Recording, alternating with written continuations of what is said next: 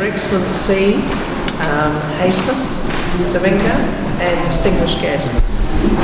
Can you all hear me okay? Okay, and look, I'm terribly sorry about my red eye. I haven't been in a fight. I actually have had eye surgery and I've got stitches in it, so please bear with me.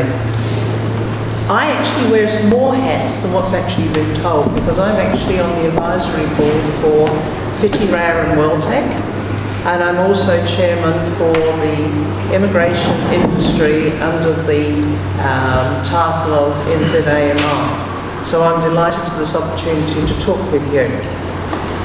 Now, I'm going to be talking to you with regard to your employability after your studies and what you need to be aware of and tackling the immigration issues.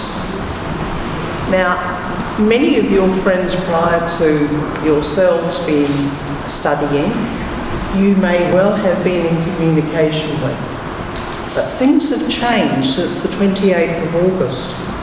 And that's when the immigration policy changed, and it actually has become more challenging. So the questions that sort of need to be looked at now is, are you actually studying the right things that is actually going to give you a future in New Zealand, if that's your intention? Because not all the students that come out to New Zealand are intending to stay. Now, I am an employer, and in my employment role, we are providing guidance to many migrants and international students. And I sometimes have a feeling that I'm the ambulance at the bottom of the cliff. However, a number of tertiary institutions have actually been inviting myself and my colleagues to go and speak to the students who are in fact graduating, so that you can actually be aware of just what is in store for you and what are your opportunities. Now, we find that many students that come in to study here are in fact going down the path of business management. And I know with speaking with some of you beforehand, you're studying IT, and I was quite reassured in hearing that. The reason I was asking you, so that you're aware, with people that actually embark on the business management side, when you actually complete those studies, for you to actually embark on a future here, you are expected to get a job in management. And it's virtually impossible. I mean, not even a New Zealand student can walk out of their studies and walk into a management role. So, on completion, and you're not able to find a job, we find that international students start to become a bit desperate. And they take any kinds of job, because you've got your 12 months job search visa, and so you're looking around, you want to earn some money, so you pick up a job like working at McDonald's, pumping fuel for Zed, or you're working in Burger King or Subway. That's fine to give you some pocket money, but you shouldn't be wasting that 12 months.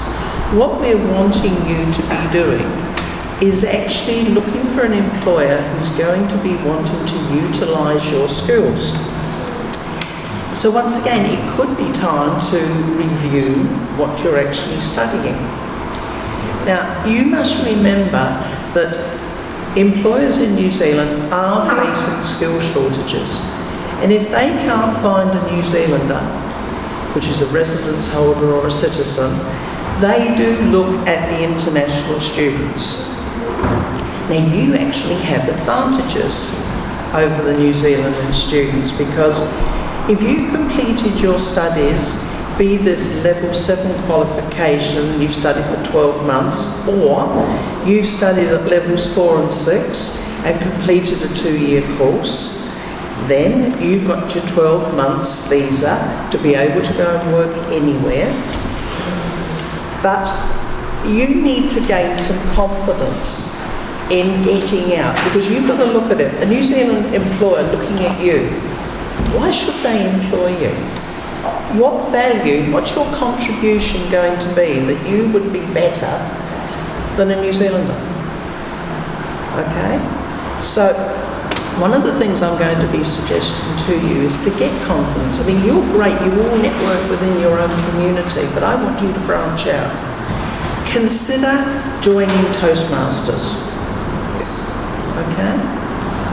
That's a very useful thing. And I want you to start networking outside of your community. You also need to look at doing your homework on the type of employer you want to work for. I want you to identify companies that actually interest you. Do your background research on that employer. Now, this is all building you up to be really good for an employer.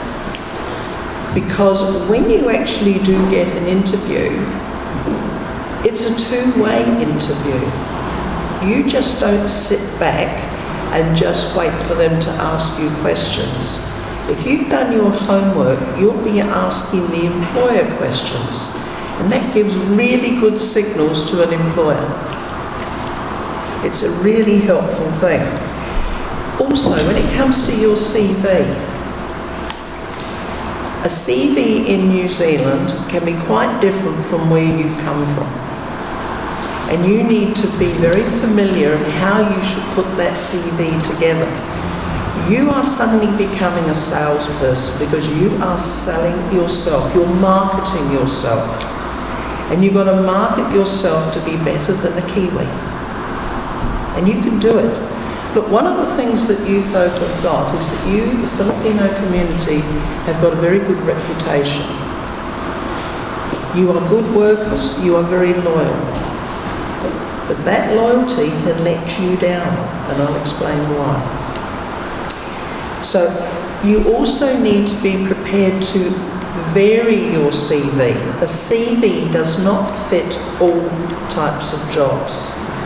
So when you're looking at the job offer, you've got to modify your CV accordingly so that it's covering the issues that the employer is going to be looking for. You also need to be aware that not all jobs are actually advertised. It's through networking. And that's why it's important for you to move outside of the Philippine community and getting involved in other groups. Because those people you meet can give you introductions. I mean, you're probably using as your search tools as Trade Me and Seek. Look, everybody's going on Trade Me and Seek, and the employers are suddenly faced with hundreds of CVs. I've had that experience. And I'm looking at them and I'm thinking, well, what makes that person stand out over that one? Once again, you've got to market yourself. So don't rely on Trade Me and Seek. Don't rely on recruitment companies either. You've got to be able to be proactive, and employers like that. Okay? Present your CV in a good quality manner. I can remember the managing director and the owner of the Jewellers down in Queensgate.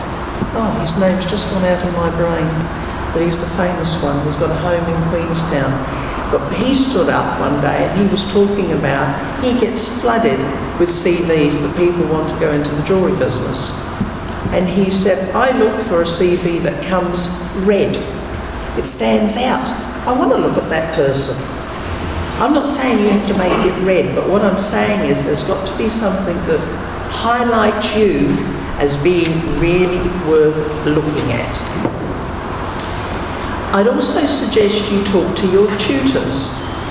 Ask them for recommendations on who to talk with. Now, I know a lot of the tutors have connections with employers, and I am aware that Wiltec and Whitti Rea give you the rights for work experience.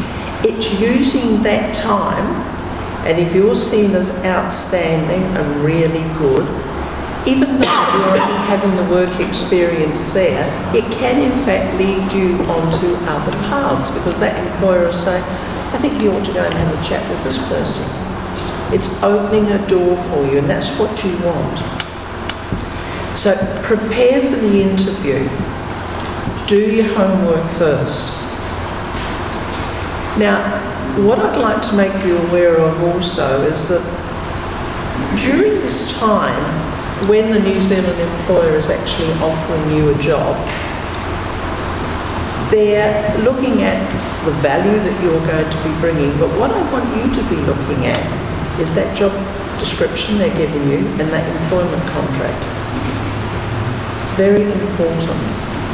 You need to be seeing that that job description is in fact fitting with the qualifications that you have attained. Because if you're looking to stay in this country, what you're doing to be able to progress on, immigration is going to be looking for is his qualification and the transcript meeting what the job offer is. A lot of people, a lot of students fall over with this time. The employer is not under any obligation to give you ongoing employment.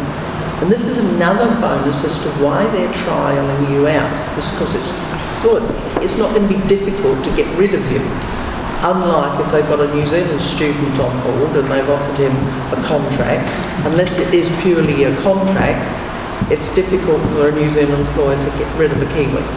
But for you guys, I mean, it's two ways. You're getting New Zealand work experience, okay? And you're also being able to get connections, even if you don't get an ongoing employment agreement. So it's not wasting time, it's good experience. So you have got excellent opportunities. Now, I want to tell you a story of a gentleman that came to see me, and you need to be aware of this. Not all employers out there, and many of them are migrants that have come into this country and have been here a while, and they have set up their own businesses. Now this young chap, he had been a graduate, and he'd been a graduate in engineering, and he was on his 12 months job search, and the employer has offered him permanent, ongoing employment. And he had actually lodged an application for his visa with immigration. And he had immigration come back and was asking all sorts of questions, and this is when he came to talk to me.